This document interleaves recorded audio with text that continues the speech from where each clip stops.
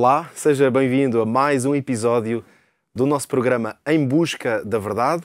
Aqui continuamos no estudo, nesta terceira temporada, o estudo de um dos livros mais interessantes de toda a Bíblia. Não tenho grande dúvida disso e por isso grande entusiasmo aqui em nos voltarmos a juntar para este quinto estudo do livro do profeta Daniel. Este é um livro que, sabemos bem, nos apresenta factos, eventos extraordinários, cheios de significado, mas também com ensinos, avisos, advertências e, sobretudo, esperança. Esperança para o tempo em que vivemos, um extraordinário tempo profético que este livro, Daniel, nos ajuda a entender como sendo o tempo do fim. Ora, hoje vamos estudar o capítulo 4 do livro de Daniel, uma história muito especial que nos revela a forma, admito que por vezes um pouco estranha, como Deus lida com os homens, mas sempre com um grande propósito, a salvação de todos os seus filhos. A maior parte deste capítulo 4 de Daniel, foi escrita, surpreenda-se talvez, pelo próprio rei Nabucodonosor, não por Daniel. E isto terá acontecido por volta do ano 568 a.C. Qual é o contexto então? Nabucodonosor conhecia nesta altura Daniel há mais ou menos 35 anos e teve mais uma vez um sonho que vem da parte de Deus, que tinha que ser obviamente interpretado e com muito significado. A verdade é esta: o orgulho do monarca Nabucodonosor persistiu ao longo do tempo. Levou a rejeitar as orientações que lhe tinham sido dadas por Deus, até que finalmente, já vamos descobrir isso com mais detalhe, vai surgir uma grave doença que o vai fazer voltar os seus olhos para o Criador e reconhecê-lo como o Senhor dos céus e da terra. Por isso, venha daí então para este estudo, vamos assistir ao confronto entre o orgulho e o caráter autoritário de Nabucodonosor, que está, portanto, em confronto, em tensão com o poder de Deus, mas também com o grande amor de Deus na sua tentativa de salvar, de resgatar este grande rei de Babilónia. Mas antes de começar, vejamos algumas particularidades deste capítulo. Como já dissemos, a maior parte dele não foi escrito por Daniel, mas sim por Nabucodonosor. Daniel apenas acrescentou, vamos dizer, uma nota explicativa que vai surgir nos versículos 28 até 33. Ora, 35 anos, como eu dizia há pouco, tinham passado entre o momento da chegada de Daniel a Babilónia, nessa altura com cerca de 18 anos, e o momento em que nos encontramos agora no livro, aqui no capítulo 4. Daniel estaria, portanto, com perto de 53 anos nesta altura.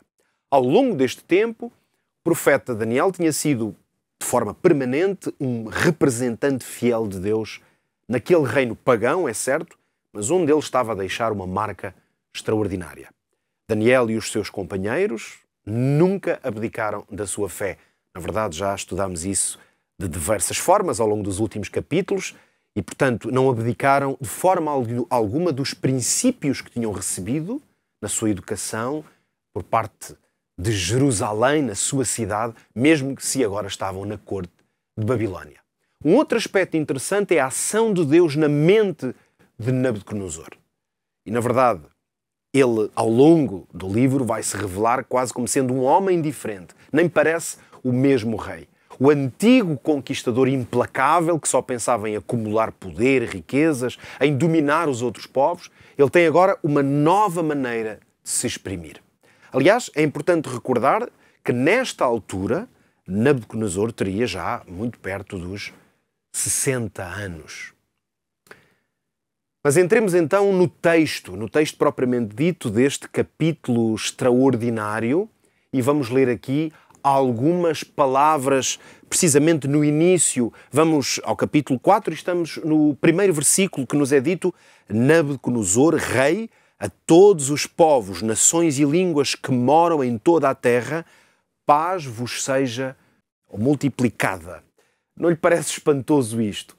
Um rei pagão, de coração duro, um homem orgulhoso, que no início deste capítulo deseja paz, deseja muita paz a todos os que o rodeiam, a todos os seus súbditos mesmo, a todos os povos que, em certo sentido, podemos dizer, povos que ele subjugou. Ora, a pergunta impõe-se: onde é que está aquele rei tremendo, tirano que mandou para a fornalha os 3 jovens hebreus, parece agora um homem totalmente diferente. Nabucodonosor, um guerreiro pagão, um perseguidor do povo de Deus, usa agora palavras que curiosamente nos fazem lembrar as palavras ditas, escritas por um homem de Deus séculos mais tarde. Falo-vos do apóstolo Paulo. Lembra-se que Paulo saudava a igreja, por exemplo, a igreja dos Gálatas, na Galácia, de forma a que ele as saudava. Eu recordo-lhe aqui, em Gálatas, no capítulo 1 e no versículo 3, dizia Paulo: graça e paz da parte de Deus Pai e do nosso Senhor Jesus Cristo. Isto dizia ele quando cumprimentava, quando saudava os leitores da sua carta. Outro exemplo, muito parecido, mas só para reforçar, em Filipenses, vamos encontrar da mesma forma, no início da carta que ele escreve aos Filipenses, ele diz: graça a vós e paz da parte de Deus nosso Pai e do Senhor Jesus Cristo. Conseguiu reparar aqui na semelhança quase extraordinária das expressões mesmo usadas por Paulo, o apóstolo de Jesus, e por Nabucodonosor? É curioso isto. Mas vejamos aqui alguns pontos de muito interesse nesta comparação entre estes 2 homens, separados por mais de 6 séculos. Na verdade, vamos encontrar algumas semelhanças que eu queria chamar-lhe a atenção. Primeiro, antes de se converterem, de reconhecerem a soberania de Deus, tanto Paulo, o apóstolo, como Nabucodonosor eram perseguidores dos crentes, dos seguidores do Senhor Jesus. Em segundo lugar, ambos tinham uma boa formação, ou seja, eram pessoas respeitadas no lugar onde viviam e pessoas influentes. Outra semelhança entre os dois, estamos aqui a ver um paralelismo curioso entre o apóstolo Paulo e Nabucodonosor. Em terceiro lugar, a conversão de ambos foi marcada por fatores sobrenaturais, ou seja, teve de haver uma intervenção da parte de Deus para que estes homens pudessem ficar sensíveis à vontade do Senhor. E em quarto lugar, ambos descobriram a paz que vem apenas de uma coisa, de uma profunda, de uma boa relação com Deus. Ora, de onde vem esta paz extraordinária que nas suas cartas, ou no capítulo 4 aqui de Daniel, os 2 desejavam a quem os liam? Relembremos, para pensarmos nesta paz e para responder a esta pergunta, relembremos do que nos diz um grande profeta do Antigo Testamento, Isaías, que no capítulo 26 ele diz o seguinte no versículo 3, dizendo ao Senhor: tu conservarás em paz aquele cuja mente está firme em ti, porque ele confia em ti. Ora, compreende porque é que os 2 podem, nestes seus escritos, desejar paz? Porque eles compreendem que essa paz vem de uma relação de confiança com Deus. Só uma boa relação com Deus, uma relação de confiança, uma relação de companheirismo permanente, diário mesmo, é que pode trazer essa paz que nós necessitamos. Aliás, já Jesus o dizia: minha paz eu vos dou e vos deixo, mas não como o mundo a dá. Voltemos então ao capítulo 4, vamos continuar o nosso estudo. Ora, Nabucodonosor começa então a relatar o que é que lhe sucedeu. Por isso este capítulo, no fundo, ele vai ser lido como um relato, um testemunho. Mas ao contrário do que seria de esperar, o rei não vai louvar nem exaltar os seus deuses. Na verdade, Nabucodonosor vai reconhecer que nesta narrativa que ele faz a seguir, o que ele nos faz e a demonstração que ele faz sobre o que foi a sua história é que ela foi dirigida e preparada pelo Deus Altíssimo. E particularmente na sua relação com Ele, o Deus do céu. Vejamos então o texto e vamos ler agora aqui mais alguns versículos para entendermos precisamente de que é que estamos a falar. Ora, no capítulo 4, agora vamos saltar para o versículo 2, diz o texto: pareceu-me bem fazer conhecidos os sinais e maravilhas que Deus o Altíssimo tem feito para comigo. Aqui está. É um relato pessoal. Este capítulo é como se fosse um testemunho do próprio Nabucodonosor. E ele continua. Ele vai dizer quão grandes são os seus sinais e quão poderosas as suas maravilhas. O seu reino é um reino sempiterno e o seu domínio de geração em geração. Ora, Nabucodonosor vê naquilo que se passou na sua vida, os avisos, vê os sinais e a poderosa ação de Deus. E por isso ele aqui está a dar testemunho. Mas vai ainda mais longe. Este homem vai reconhecer, ao contrário do que tinha acontecido na sua vida antes, que o reino de Deus é um reino eterno, que o seu domínio nunca passará a outro poder. Não sei se reparou aqui precisamente nesta expressão, o reino eterno de Deus, o que ele chamou um reino sempiterno, que não pode ser destruído. Agora pergunto-lhe, será que isto lhe lembra alguma coisa?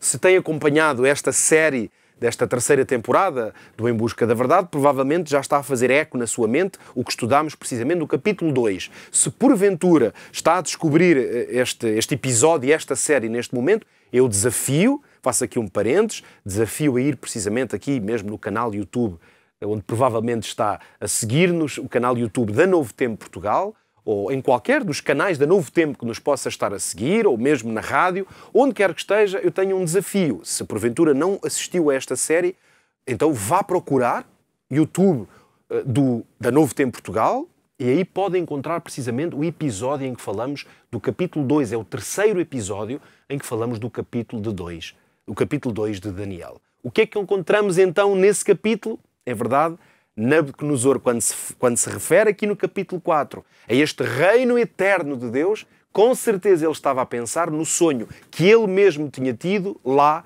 no capítulo 2. Ora, nesse sonho o que é que aparecia? Uma estátua, uma extraordinária estátua com vários metais. Analisámos isto aqui com detalhe.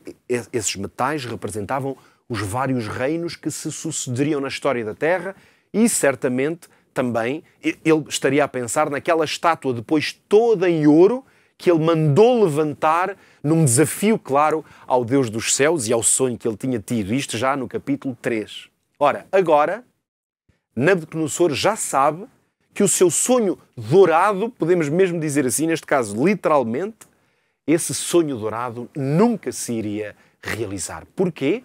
Porque todos os reinos e impérios de origem humana, tal como ele tinha visto no sonho que Daniel o ajudou a interpretar, esses reinos, esses impérios humanos seriam todos desfeitos por aquela extraordinária pedra. E essa pedra veio ocupar o lugar desses reinos. Uma pedra que representava esse reino que nunca mais seria destruída. Logo, o que é que ela representava? O reino de Deus. Isto quer dizer que agora, nesta altura, Nabucodonosor já não pensava no seu reino como sendo um reino eterno, nem aspirava a tentar forçar esse acontecimento. Agora este homem se percebia que só havia um reino que pode ser designado como eterno, o reino de Deus. Portanto, o que é que podemos dizer? Que ao longo dos anos, finalmente, Nabucodonosor tinha aprendido quem era o Senhor da história. E aqui vale a pena perguntar se porventura nós, assim, deixe-me dizer-lhe diretamente que está aí desse lado e me escuta, será que porventura já entendeu esta mesma lição? Que o Deus eterno é o Senhor da história e, portanto, Ele tem no seu controle, no seu domínio, todas as coisas? Esta é uma lição muito importante. Vamos aprendê-la melhor agora estudando o que se passou para que Nabucodonosor viesse a esta conclusão. Voltemos, portanto, ao sucedido. Para isso vamos voltar ao texto e às palavras do próprio rei. E o que é que vamos encontrar aí? Vamos ver a continuidade do texto. Versículo 4. Eu, Nabucodonosor, estava sossegado em minha casa e florescente no meu palácio. Nabucodonosor tinha terminado a sua vida de guerreiro e de conquistador e agora desfrutava de uma paz, de uma serenidade, da riqueza que ele tinha acumulado. Ele agora dirigia os destinos do maior império daquele tempo e fazia-o com sabedoria e, claro, segundo as leis que ele considerava mais justas e mais corretas, com certeza mais do que no passado. Ora, isto acontecia porquê? Porque a influência de Deus, o Deus eterno, agora fazia-se sentir na sua vida e na dos hebreus também que estavam ali em Babilónia. Mas algo aconteceu que perturbou muito o rei. É isso que dá origem a esta história. A paz deste rei foi destruída. O seu espírito ficou inquieto. O seu sono desapareceu, mais uma vez. Exatamente como no primeiro sonho que ele tinha tido. Ora, vamos perceber o que aconteceu. Diz precisamente o texto, o versículo 5, tive um sonho que me espantou e as imaginações na minha cama e as visões da minha cabeça me turbaram. Desta vez o rei lembrava-se de que tinha sonhado, ao contrário do que tinha acontecido lá no capítulo 2. No entanto, novamente, Ele não entendia o significado daquele sonho, que para ele era estranho e o inquietava. Portanto, repare agora no que é que o texto vai dizer. Versículo 6. Por mim, pois, se fez um decreto pelo qual fossem introduzidos à minha presença todos os sábios de Babilónia para que me fizessem saber a interpretação do sonho. Cá está. Como era seu hábito, ele mandou chamar os sábios de Babilónia, homens da ciência, mas também homens da religião, mestres e professores da universidade, podemos dizer assim, daquele tempo, para que lhe ajudassem a entender e trazer uma explicação para o sonho. Isto é incrível, não lhe parece? Repare como o poder que as tradições e os hábitos arraigados nas pessoas podem ter na sua ação e, portanto, a nós também no nosso comportamento. Ou seja, este homem, mesmo tendo provas do passado de que aqueles sábios humanos nada podiam fazer, mesmo ele já tendo uma evidência que só o Deus do céu lhe poderia revelar o que ele precisava de saber, e estes grandes mistérios, e ele já tinha tido provas evidentes da ação e do poder de Deus, a verdade é que Nabucodonosor manda chamar novamente os seus conselheiros, os seus adivinhos. Qual foi o resultado?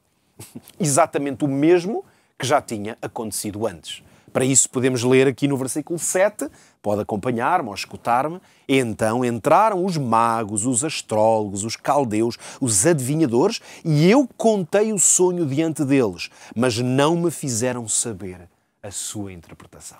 Ora, o mesmo resultado, como eu dizia. Aqueles homens vieram, com certeza cheios de medo do que é que lhes poderia acontecer, caso eles não soubessem ou não conseguissem decifrar o enigma do rei. Mas desta vez, nem mesmo com a descrição do sonho, eles conseguiriam ou foram capazes de dar uma explicação. E aqui é interessante, e há novamente um paralelismo com o tal capítulo 2, porque no primeiro sonho que teve Nabucodonosor, o que é que estes magos, astrólogos, adivinhos fizeram? Eles disseram ao rei que se ele ao menos lhes contasse o sonho, então eles seriam capazes de dar uma interpretação. Mas a verdade é que eles não conseguiram. Agora, aqui estamos numa situação diferente, porque agora o sonho é-lhes contado, mas o resultado não se alterou. Eles não conseguem, mais uma vez, não conseguem dar uma interpretação. E aqui temos esta evidência de que a sabedoria humana não é suficiente, nem pode explicar as coisas de Deus. Só que há aqui uma coisa, uma realidade nova. Desta vez, Nabucodonosor não vai fazer nenhum decreto de morte contra os sábios que, no fundo, se revelavam novamente ignorantes ou pelo menos, no mínimo, incompetentes. E ele não declara a morte ou uma sentença. Podemos dizer que isto é quase como se ele os fizesse sentir mais uma vez que, na verdade, eles nada podiam diante destes grandes mistérios, quase numa comparação com o Deus que ele chama Altíssimo. Porque ele sabia que a sabedoria humana de nada vale, porque Deus sim tem a última palavra sobre as coisas que Ele próprio revela. No entanto, a verdade é esta, o caso não estava encerrado, nem termina por aqui. Porquê? Vamos então ler. Continuamos no texto, estamos agora no versículo 8. Por fim, diz Nabucodonosor, entrou na minha presença Daniel, cá está, cujo nome é Belteshazzar, segundo o nome do meu Deus, e no qual há o espírito dos deuses santos. E eu contei o sonho diante dele. Quase que dá para sentir aqui uma espécie de suspiro de alívio por parte de Nabucodonosor quando finalmente Daniel vem à sua presença. A verdade é esta. O rei sabia que em Daniel a sabedoria humana era um instrumento apenas nas mãos do Deus do céu e que o Espírito de Deus era capaz de revelar-lhe todos os sonhos e todos os segredos. Mas Nabucodonosor sabia também outra coisa. Não apenas que Daniel tinha uma ligação com o Deus Eterno, mas que ele podia confiar na explicação que Daniel lhe desse. Porque Daniel tinha-lhe dado provas de honestidade, de fidelidade, mas também provas de um caráter que é reto, que é sábio. E, portanto, Daniel merecia a plena confiança de Nabucodonosor. Aliás, repare nas palavras que ele vai precisamente dizer aqui. Agora continuamos no capítulo 4, estamos sempre aí, agora no versículo 9. Belteshazzar, príncipe dos magos, eu sei que há em ti o espírito dos deuses santos e nenhum segredo te é difícil. Diz-me as visões do meu sonho que tive e a sua interpretação. Ora, a seguir a isto, então, vem a descrição do sonho. E o que podemos fazer agora, o que eu convido a fazer aqui comigo, é então a lermos, a viajarmos juntos neste sonho que está agora relatado precisamente aqui no capítulo 4 de Daniel. Vamos então fazer esta descrição de todo o sonho, que vai desde o versículo 10 até ao versículo 17. E vamos reparar precisamente no objetivo do sonho. Ora, diz precisamente o texto: esta sentença é por decreto dos vigiadores e esta ordem por mandado dos santos, a fim de que conheçam os viventes, que o Altíssimo tem domínio sobre os reinos dos homens e os dá a quem quer, e até ao mais baixo dos homens constitui sobre eles. Portanto, esta expressão, a fim de que conheçam os viventes e que o Altíssimo tem domínio sobre todos os reinos. Por outras palavras, o que é que Nabucodonosor está a dizer? Que o sonho destinava-se a mostrar ao rei e a todos os outros seres humanos que o leme da história, mais uma vez, e a história neste caso da ascensão e da queda dos reinos deste mundo e dos seus governantes, não está nas mãos de nenhum homem, mas está precisamente nas mãos de Deus. Por isso, esta compreensão podemos tê-la porque ela é reforçada à medida que analisamos o texto. Vamos ler, por isso, agora o versículo 18, que continua assim: isto em sonho eu, rei Nabucodonosor, vi. Tu, pois, Belteshazzar, diz a interpretação. Todos os sábios do meu reino não puderam fazer-me saber a interpretação, mas tu podes, porque há em ti o espírito dos deuses santos. Ora, nós temos aqui um rei preocupado, mas também consciente da importância do seu sonho. E este homem estava desejoso de saber, claro, de entender o que é que ele significava. Mas não sei se notou aqui algo extraordinário que Nabucodonosor vai reconhecer. Ele reconhece que a sabedoria humana nada pôde fazer para resolver este enigma, porque não tinha poder para isso, mas ele vai afirmar uma coisa acerca de Daniel, que ele estava seguro de que ele podia. Ele vai usar aqui uma expressão interessante, quando ele diz que havia nele, Daniel, o espírito dos deuses santos. Ora, para quem tem um conhecimento mais, obviamente, mais abrangente da palavra de Deus, que Nabucodonosor não podia ter, nós sabemos que ele se referia precisamente ao Espírito Santo, porque é ele que pode revelar segredos. Portanto, o rei vai reconhecer que Daniel era um servo do Deus Altíssimo e que nele havia o Espírito de Deus. Ele sabia que a revelação só era possível porque Daniel confiava no seu Deus e não confiava em si próprio ou na sua sabedoria. E agora, claro, vem a descrição e podemos dizer que algo estranho vai acontecer aqui. Portanto, para isso vamos ler agora o versículo 19, na continuidade, que diz o seguinte: Daniel, então, cujo nome era Belteshazzar, esteve atônito quase 1 hora, e os seus pensamentos o perturbavam. Falou, pois, o rei e disse: Belteshazzar, não te espanta o sonho nem a sua interpretação. Respondeu, agora Daniel vai responder, respondeu Belteshazzar, aqui está a ser chamado assim, e disse: Senhor meu, o sonho seja contra os que têm ódio e a sua interpretação para os teus inimigos. Consegue imaginar esta cena? O próprio Daniel está espantado, quase até transtornado, diante do sonho que o rei lhe acabava de descrever. Ele devia estar ali parado diante do rei, provavelmente, sem saber ao certo o que é que devia dizer. Eu estou seguro que isto já nos aconteceu algumas vezes. Quando por alguma razão temos uma notícia desagradável, às vezes até triste, para dar a alguém, sobretudo se for alguém que nós amamos, que respeitamos, e às vezes nesses momentos a voz, ela vai... Ficamos ali meios sem ânimo, é quase como se parássemos no tempo e no espaço e às vezes nem sabemos o que dizer, nem o que fazer quando temos uma notícia muito difícil para dar. E acredito, era exatamente isto que Daniel tinha que fazer. O que ele tinha que transmitir ao rei era uma péssima notícia. E, portanto, o rei percebe claramente que Daniel não está bem, não está tranquilo. Ele próprio vai perceber que a revelação do sonho traz algo talvez não muito agradável, ao ponto de Daniel estar meio relutante em revelar o significado. E aqui, quase como uma espécie de gesto de amizade e gentileza, então vai convidá-lo a não ter problemas, a dizer o que lhe foi transmitido, seja o que for. E então Daniel finalmente vai ganhar uma espécie de um ânimo para dar então ao rei a revelação do seu sonho. No entanto, as suas palavras iniciais demonstram o quê? Um respeito, uma reverência, quase me atreveria a dizer uma amizade que nesta altura já liga estes dois homens. Daniel deseja que o mal que este sonho vai trazer, que representa, obviamente, que ele desejava que este mal não caísse sobre o rei, mas sobre os seus inimigos. Aqui temos esta percepção de que ele não desejava que aquela explicação realmente acontecesse. Mas ele finalmente teve que a dar. E por isso nós vamos ler agora a continuidade do texto e vamos até ao versículo 24.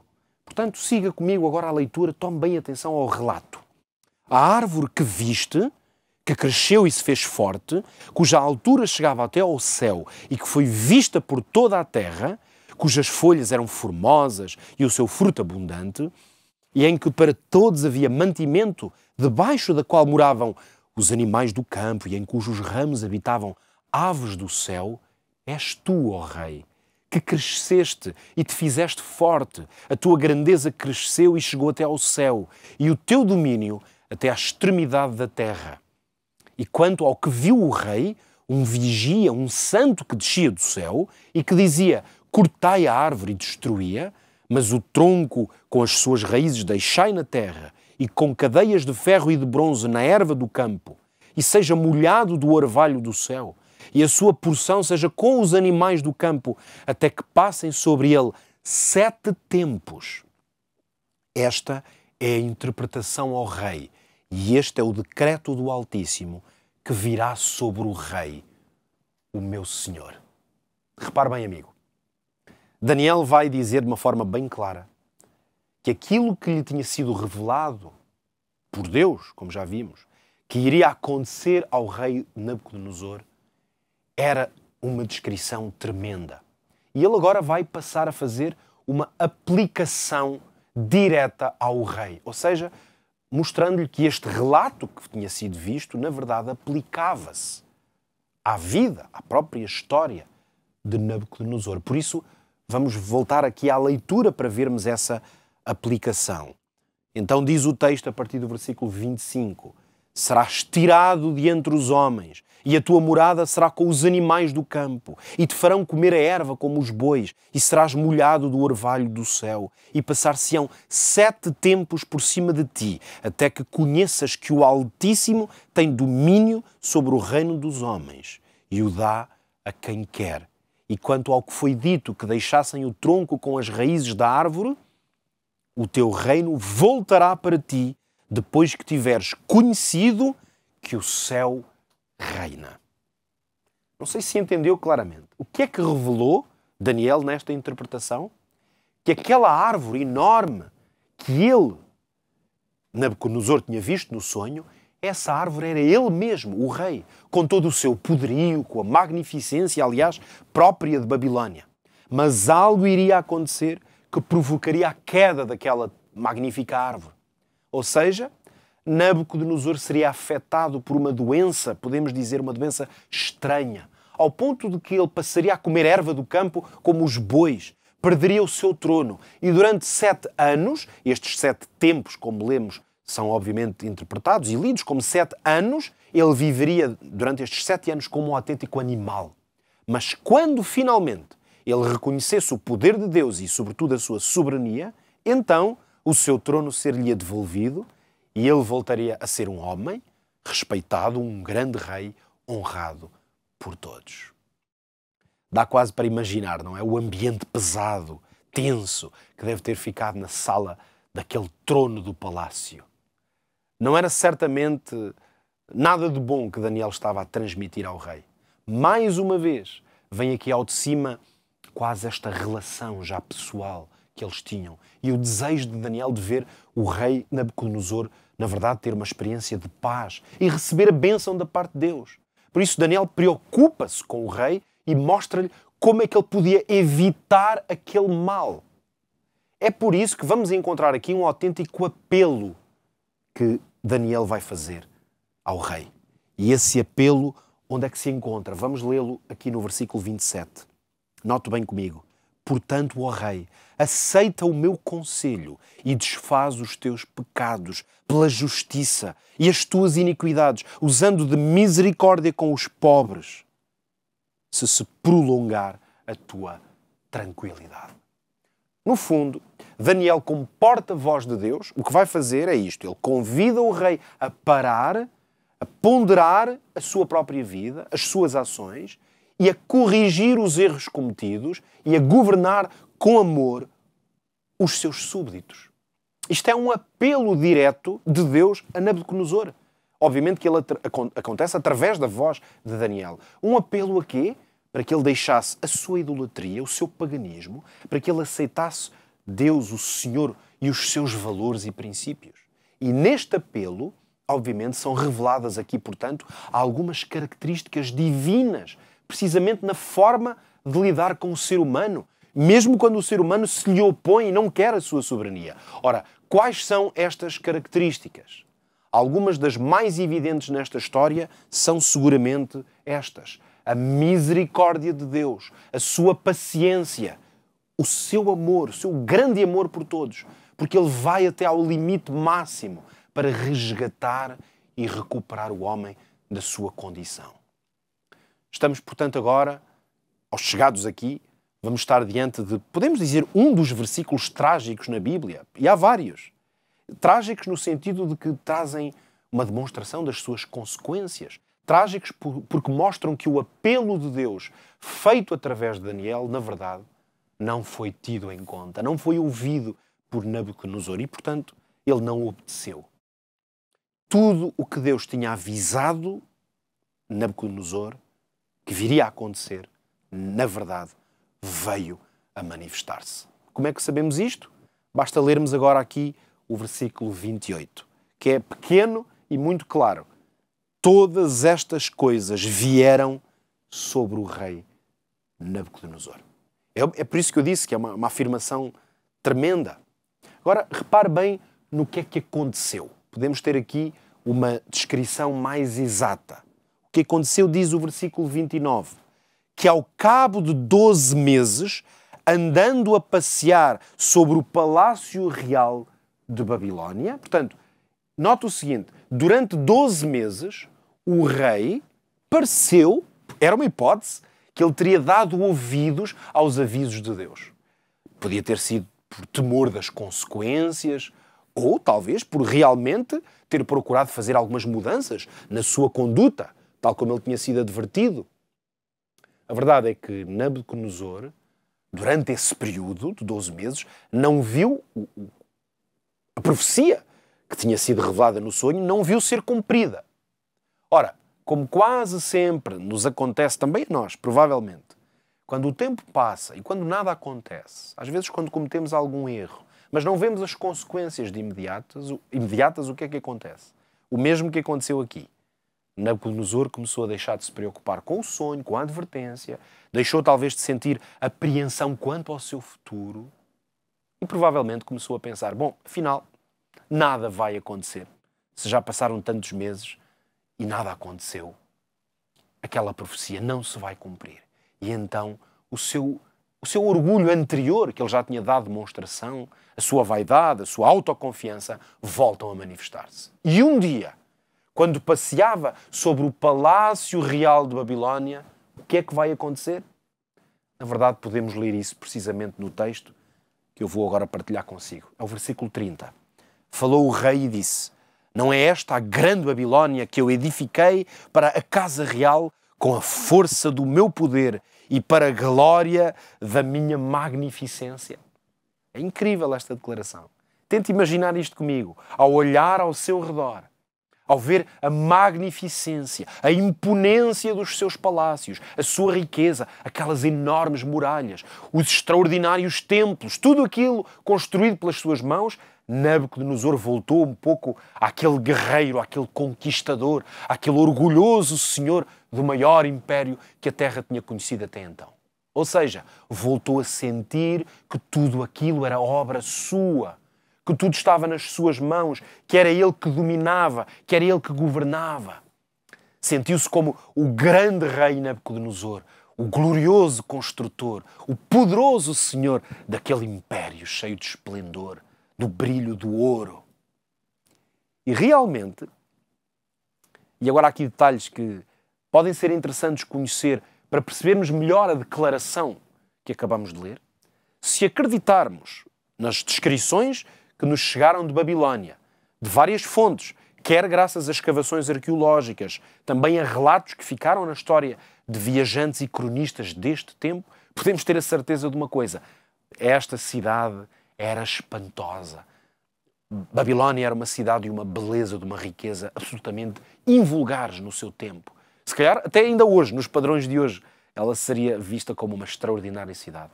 Os palácios de Babilónia eram esplendorosos, com alguma coisa, aliás, muito especial, que tornava esta cidade única em todo o planeta, em todo o mundo conhecido. Além disso, Nabucodonosor tinha triplicado o tamanho da cidade e tinha construído 3 palácios impressionantes. Mas mais, num desses palácios havia aquilo que foi considerado, aliás, durante séculos, como uma das 7 maravilhas do mundo antigo. Estará recordado os célebres jardins suspensos. Mas isto não era tudo. Babilónia era uma cidade poderosamente fortificada, como nada alguma vez visto. O conjunto da defesa de Babilónia incluía um sistema duplo de muralhas com mais de 7 metros de espessura, apenas de espessura. E separadas entre elas havia um fosso de quase 12 metros e depois um contraforte. Tudo isto prefazia no total quase 30 metros de largura.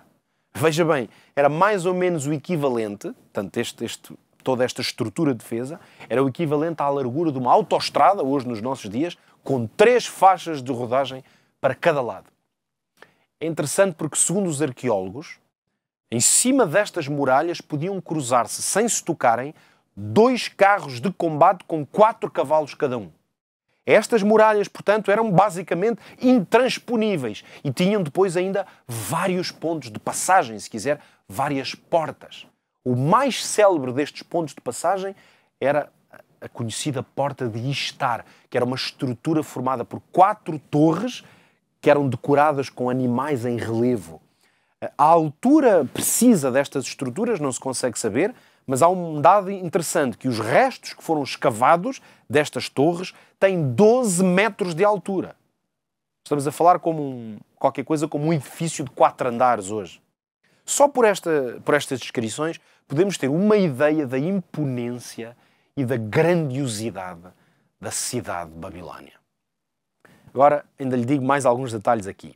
No centro da cidade, elevava-se uma estrutura que tinha a forma de uma pirâmide, uma espécie de pirâmide em degraus, que tinha uma base quadrada. E a base dessa pirâmide tinha 90 metros de lado e 90 metros de altura. Esta estrutura, conhecida como Etmenanki, tinha no cimo dela um templo grandioso dedicado a quem? Precisamente ao principal deus babilónico, o deus Bel. E era aqui que se encontrava uma estátua muito famosa, toda ela em ouro, precisamente deste deus pagão Bel. Portanto, podemos dizer que aqui era precisamente o centro religioso, o centro espiritual de Babilónia, onde se praticava uma religião, no fundo, centrada no homem, baseada na sabedoria, baseada no poder e na força humana. Esta torre, que era um templo ao mesmo tempo, era rodeada por um conjunto de edifícios que serviam de base, de apoio aos sacerdotes, aos sábios daquele tempo. E este grupo de edifícios eram chamados a Esagila. Ora, de facto, com esta descrição toda que eu estou a fazer-lhe, não custa a compreender que Nabucodonosor tinha realmente razões para se orgulhar desta cidade, desta grande capital do seu império. No entanto, repare qual é a conclusão, ou o resultado. É que este orgulho é que levou Nabucodonosor à sua queda. Porquê? Porque o sonho que ele tinha tido um ano antes, o sonho para o qual ele tinha sido advertido por Daniel, esse sonho veio a cumprir-se. Quer ver? Vamos ler então agora aqui no versículo 31. Ainda estava a palavra na boca do rei quando caiu uma voz do céu. que dizia o que essa voz? A ti se diz, ó rei Nabucodonosor, passou de ti o teu reino. Note nisto, foi algo imediato. Ainda estavam estas palavras de orgulho e de vaidade, ainda estavam a ser proferidas por Nabucodonosor, já o aviso, a profecia dada por Daniel se estava a cumprir. Ou seja, o seu reino foi-lhe retirado. Como? Ele vai ficar doente de uma tal maneira que estava totalmente incapaz para desempenhar as suas funções governativas. Acompanhe-me aqui mais uma vez no texto e no que ele nos conta, aqui no versículo 32. Serás tirado de entre os homens. Isto é Deus que agora continua a revelar. E a tua morada será com os animais do campo. Far-te-ão comer erva como os bois. Passar-se-ão 7 tempos sobre ti, até que conheças que o Altíssimo tem domínio sobre os reinos dos homens e os dá a quem quer. Notou no detalhe deste texto. Precisamente o que o sonho tinha mostrado a Nabucodonosor foi aquilo que aconteceu. E esta doença iria manter-se até o ponto em que ele reconhecesse ou estivesse em condições de fazer essa confirmação no seu coração de que Deus era o Senhor da história, que era Ele quem governava o universo e de que todo o poder estava nas suas mãos. Por isso vale a pena continuar aqui a leitura e a descrição do que iria acontecer. Nota aqui comigo no versículo 33. Na mesma hora se cumpriu a palavra sobre Nabucodonosor e foi tirado de entre os homens e comia erva como os bois e o seu corpo foi molhado do orvalho do céu até que lhe cresceu pelo como as penas da águia e as suas unhas como as das aves. Este versículo tem aqui uma expressão que mostra, de facto é isto, Deus não pode ser alvo de escárnio. Qual é a expressão? É esta aqui. Na mesma hora. Ou seja, Deus tinha dito com um ano antes. Deus tinha-lhe dado aquele tempo de misericórdia. Tinha-lhe dado avisos, conselhos, mais do que necessários. Para isso usou mais uma vez Daniel, o profeta, o revelador de mistérios, quando lhe revelou mais uma vez aquele sonho. Mas quando chegou o momento em que Nabucodonosor esteve diante de uma decisão, o que é que ele fez? Tábua rasa de todos os avisos, de todos os conselhos que Deus tinha trazido. E aquilo que Deus tinha anunciado, então vai acontecer imediatamente. Por isso, note bem, porque há aqui uma grande lição para nós hoje também. Quando Deus diz alguma coisa, Ele quer dizer exatamente o que diz. Quando nós encontramos na palavra de Deus avisos, advertências, alertas para a nossa vida ou para o mundo em que vivemos, pode ter a certeza, eles vão cumprir-se sem falha. E a história deste planeta e os seus milénios têm revelado esta grande verdade. Neste caso, o que é que podemos dizer? Que Nabucodonosor podia ter evitado o desastre que lhe aconteceu. Mas ele preferiu outro caminho. Talvez me pense da seguinte maneira, como é que ele poderia ter evitado se era uma profecia? Na verdade, muitas das profecias bíblicas, elas têm uma condição. Se houver arrependimento e reconhecimento, os resultados poderão não vir. Mas neste caso, não. As consequências desta escolha foram terríveis para Nabucodonosor. Ele foi afetado por esta, podemos dizer, uma loucura súbita. Não há outra expressão. É uma loucura. Porque ele passou a viver e a agir como um autêntico animal. Passou a viver no campo, comendo a erva, vivendo ao relento, à chuva, ao sol. Alguns, quando olham para este relato, tentam buscar uma explicação, uma evidência científica, designando que podia talvez ser aquilo que é conhecido como uma licantropia, ou seja, um tipo de loucura em que um doente pensa que é um lobo, ou talvez uma boantropia, assim chamada, uma doença em que uma pessoa se sente e age como um boi. Mas neste caso, nós não sabemos qual era o tipo de doença mental, se podemos usar essa expressão. No entanto, a verdade é esta. É que ele viveu 7 anos no campo como se fosse um animal selvagem.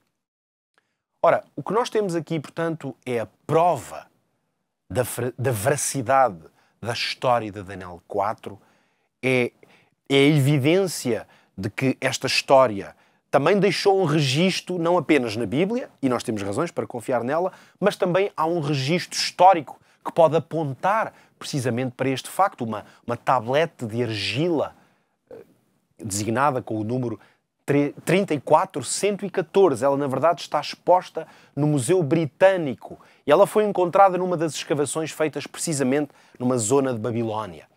E nessa placa de argila está registado o caso de um homem com uma doença muito semelhante aqui à que a Bíblia conta que Nabucodonosor teve, e essa tablete histórica, arqueológica, relata tudo o que esse homem passou durante esse período e a sua loucura. Ora, com certeza podemos imaginar Nabucodonosor. O texto, aliás, é claro, devia ter um aspecto assustador. Ele, veja bem, que tinha sido o mais alto dignitário do Império. Ele que era imperador, que tinha uma vida de luxo, viveu no esplendor de Babilónia, agora vivia ali sem higiene, claro, como um animal, sem cuidados básicos, sujo, com as suas vestes rotas, numa condição que o que podemos dizer era de total degradação. Que grande lição para Nabucodonosor. Esta é a realidade. Aquele orgulhoso, vaidoso, autoritário rei de Babilónia. Deus mostra-lhe que o poder, a vaidade, as conquistas humanas, os esforços dos homens não são nada. E não valem nada quando são executados, sobretudo, para desafiar Deus, o autor e criador de todas as coisas.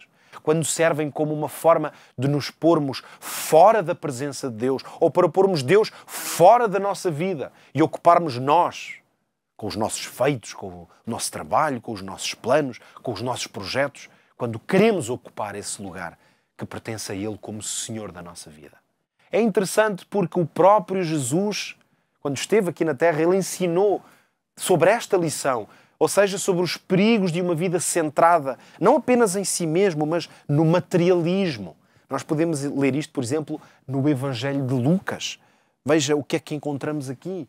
Temos precisamente um registro que Jesus vai dizer no capítulo 12, eu vou ler aqui nos versículos 20 e 21, Deus lhe disse, louco, esta noite te pedirão a tua alma e o que tens preparado para que será?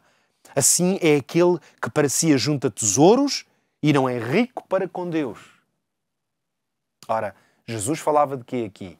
De uma vida centrada na realização dos próprios, dos planos humanos, na obtenção de bens e posses materiais, mas que não tem Deus nos planos, em que Deus não faz parte do projeto de vida.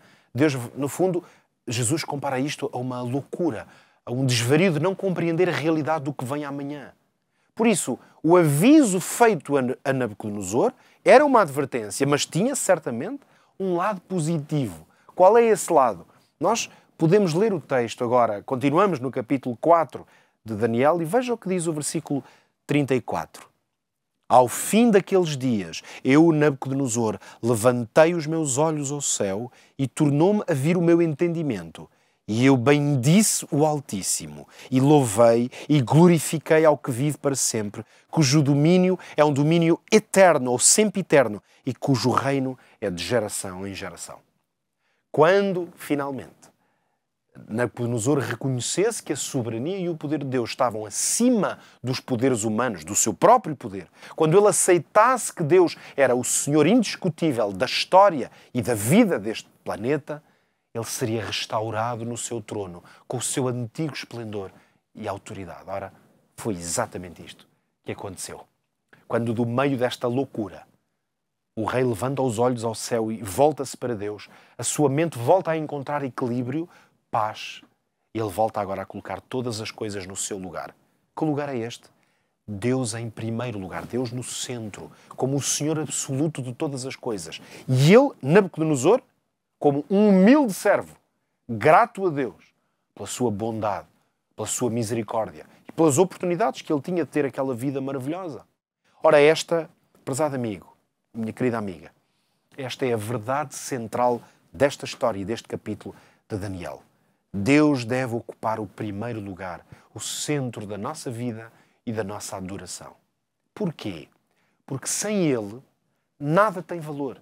Sem Ele, de facto, por muito que conquistemos, nada tem proveito.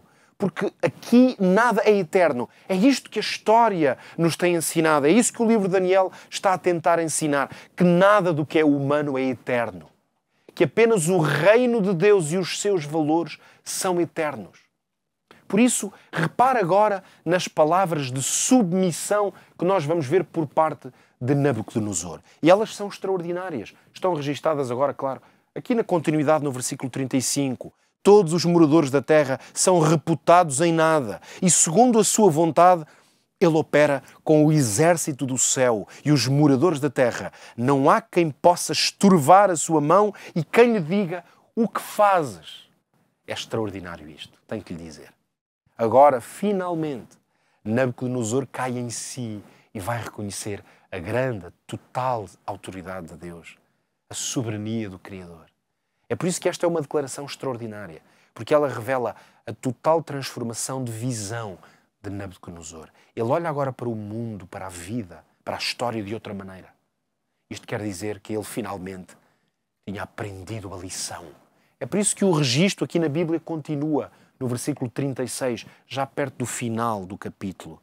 No mesmo tempo, diz ele, me tornou a vir o meu entendimento e para a minha e para a dignidade do meu reino tornou-me a vir a minha majestade e o meu resplendor e me buscaram os meus capitães, os meus grandes, e eu fui restabelecido no meu reino e a minha glória foi aumentada. E assim termina a história de um rei orgulhoso, de um rei vaidoso, de um rei autoritário. Aquele rei que pensava, como costumamos dizer em bom português, pensava ter o mundo nas mãos. Tinha um rei na barriga. Não é assim que diz o povo, ou o ditado popular. Este rei, que pensava ter vencido o Deus de Israel, que talvez por isso ainda tivesse a convicção de que ele era o Senhor Supremo, o dono dos destinos de todos os que viviam sob o seu domínio. Agora, ao confrontar-se com o Deus Supremo, mas não apenas ao confrontar-se no sentido bélico, ao ser alvo do amor e da misericórdia de Deus, na mesma proporção em que foi atingido pelos juízos do Deus Altíssimo e dos seus avisos, agora, com toda esta experiência, finalmente, ele vai aceitar e reconhecer que Deus é o único que pode ser louvado, honrado e adorado, porque só Ele é o Senhor do universo, porque Ele tem o universo nas suas mãos. Por isso, deixe-me dizer-lhe uma coisa, assim que me escuta nesta hora. Ainda que aqui separados por estes meios tecnológicos que nos separam, na verdade, mas eu coloco-me hoje na posição de reconhecer que, se está aí desse lado, precisa de ouvir ter consciência desta verdade, que tal como aconteceu com Nabucodonosor, muitas vezes nós valorizamos as coisas materiais ao ponto de acharmos que podemos lutar, vencer todas as batalhas, e olhamos para nós mesmos como aqueles que têm a fonte da vitória. Olhamos para nós como aqueles que vão alcançar os mais altos patamares, subir os degraus todos da escada do sucesso e que vai ser através do nosso esforço. Ora, considere o seguinte hoje comigo. Este homem de quem estudamos a história, mais uma vez, Nabucodonosor, aprendeu esta lição. É certo, de uma forma dura, mas ainda há tempo de aprender e de viver os resultados. De aprender que a sabedoria não está em nós, de que a força não vem da capacidade humana. O que eu preciso é de reconhecer a minha fragilidade. E você que me escuta nesta hora, o que precisa é de reconhecer a soberania do seu Criador.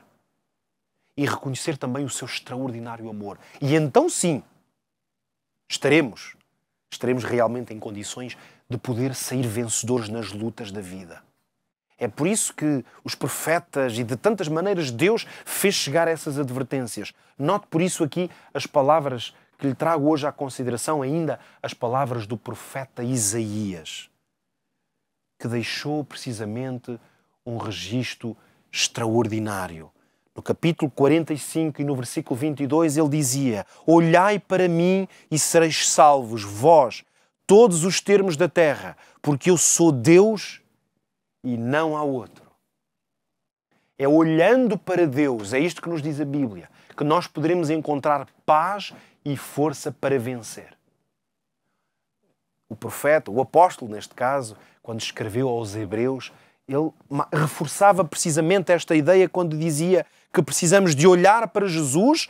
Porquê? Porque Ele é o autor e o consumador da nossa fé. E esta é uma verdade inquestionável que nós precisamos tanto na nossa vida. Jesus, aquele que originou e que concretizou não apenas a nossa vida, mas também a nossa fé. Aquele que deu, aliás, a sua própria vida para nos salvar. Ele está na posição de ser o centro da nossa existência e da nossa adoração.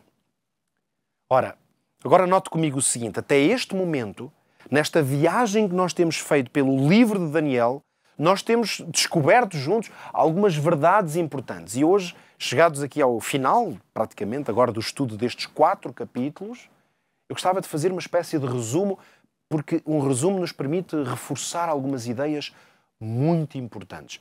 Quais foram as grandes lições que aprendemos até aqui? Veja, no capítulo 1 de Daniel nós descobrimos que Deus é quem nos dá a saúde e o vigor. Nós precisamos de fazer boas escolhas, firmadas nos valores que Deus nos ensina, mas é dele que vem a saúde e o vigor.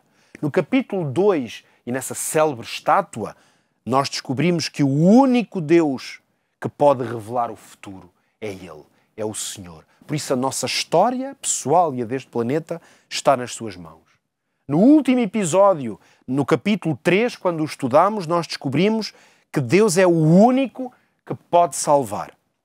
E hoje, ao estudarmos este capítulo 4 de Daniel, o que é que entendemos?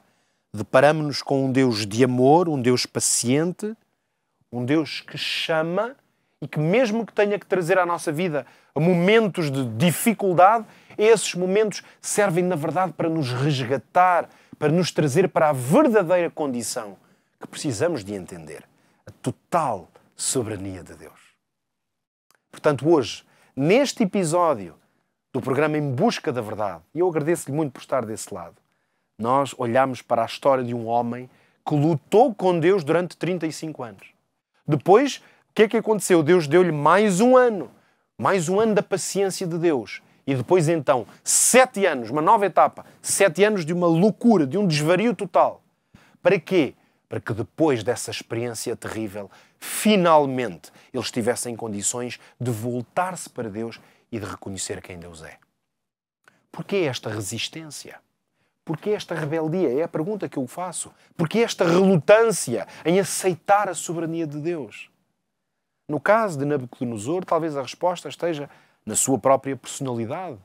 Talvez na escala de valores e de prioridades que ele construiu. Porque para ele o mais importante era a sua glória, o seu poder, a sua majestade, a sua riqueza. Mas, na verdade, a pergunta que se pode colocar é se isso era o essencial para ele. E o que é que realmente é essencial para a nossa vida? Esta é a pergunta que, no fundo, emana depois deste estudo de mais este lindíssimo capítulo. O que é essencial na sua vida? Hoje seria capaz de responder isto? De escrever numa pequena frase, num papel, o que é essencial na sua vida? Para considerarmos esta pergunta, eu convido ainda a ler comigo um texto que se encontra no Evangelho de Mateus, no capítulo 16. Ali, no versículo 16, Jesus perguntava e questionava: que aproveita ao homem ganhar o mundo inteiro se perder a sua alma? Ou o que dará o homem em recompensa da sua alma? Estas palavras e estas perguntas foram proferidas pelo próprio Jesus. E, no fundo, o que ele nos diz é isto, é de que nada nos aproveita ter o mundo nas mãos ou pensar que estamos a construir um grande poder se nós não tivermos Deus na nossa vida, se nós não estivermos seguros de que nele podemos obter salvação. Aquela que é a salvação eterna, mas também a salvação para a nossa vida aqui, a segurança. Não há nada que pague isto, acredite. Não há nada mais importante do que a nossa salvação, que é o que Jesus representa com estas palavras de perder a sua alma. Que, relembro, a alma na Bíblia é vida. O que se trata é do que é essencial na vida. O mais importante é obter aquilo que não é só para esta vida. Este é o grande apelo. Esta é a grande verdade com que tem que se confrontar nesta hora. O que nós necessitamos não é apenas aquilo que é temporário, o que é para esta vida, mas aquilo que nos proporciona a certeza da presença de Deus a cada momento. Há um outro texto do Evangelho de Lucas que vale a pena relembrar. Hoje vou lê-lo aqui no Evangelho de Lucas, no capítulo 12. Buscai antes o reino de Deus e todas estas coisas vos serão acrescentadas. O que é que o Senhor Jesus nos está a advertir aqui mais uma vez? Que a prioridade da nossa vida deve ser esta: buscar o reino de Deus. De que não podemos ter, ou se calhar podemos, mas enganamo-nos a nós próprios quando escolhemos para nós outras prioridades. Quando colocamos no lugar que pertence a Deus outros valores. O que precisamos, o desafio que está diante de cada um de nós neste momento, é viver uma vida de companheirismo e uma vida de confiança nele, no Senhor da nossa vida. E então Jesus dá-nos a certeza, por isso é uma incrível promessa, de que Ele cuidará do resto, de que Ele nos dará as forças, a saúde, a proteção. Na história de hoje, neste capítulo 4 de Daniel, nós assistimos a algo que é extraordinário.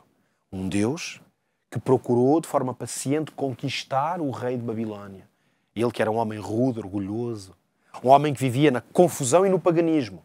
Mas, finalmente, depois de anos, Nabucodonosor deixou de confiar no seu poder, voltou a confiar em si próprio, deixou de ter os olhos fixos em Deus, que ele já tinha reconhecido antes como o grande Senhor, e volta a fixar-se nas suas riquezas, no seu reino, até que finalmente a sua história teve estas várias peripécias e movimentos. Finalmente ele vai reconhecer que precisava de levantar os olhos para o céu. Hoje Deus ainda luta. Sim, Nabucodonosor já não está cá há muitos milhares de anos, mas Deus ainda luta com homens e mulheres que continuam a escolher viver na confusão da Babilónia moderna. Permita-me chamar-lhe assim. Esta Babilónia, esta confusão, esta correria de um lado para o outro, às vezes sem rumo, ou em busca de coisas que são completamente sem valor.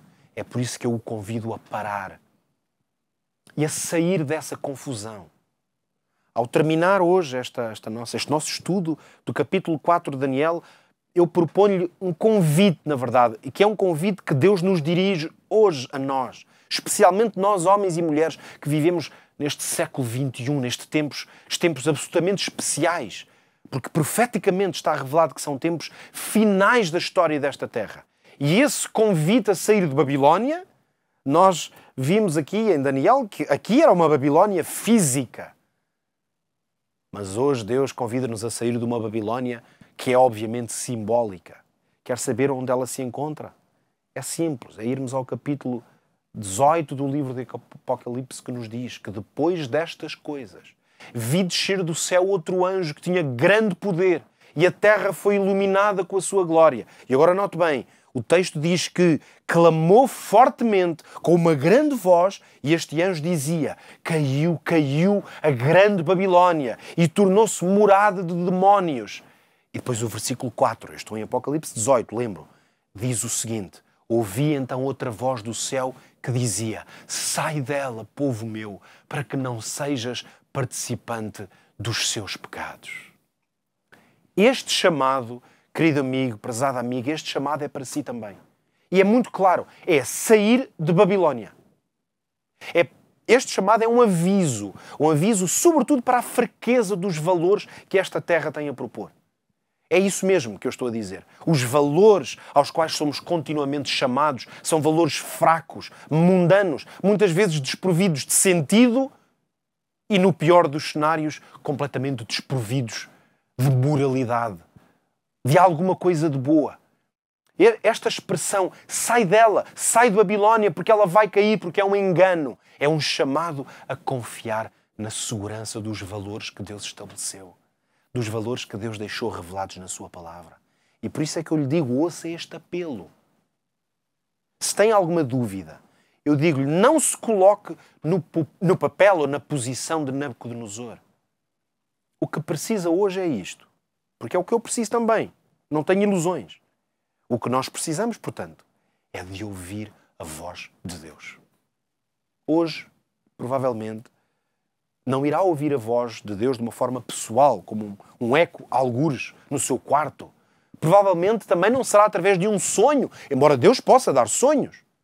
Mas hoje, se quer conhecer esses valores sobre os quais pode construir a sua vida, para não cair nas garras desse engano de construir na areia e qualquer vendaval vai levar a sua construção, então acredita, a voz de Deus hoje está disponível para si aqui na Bíblia, na Palavra de Deus.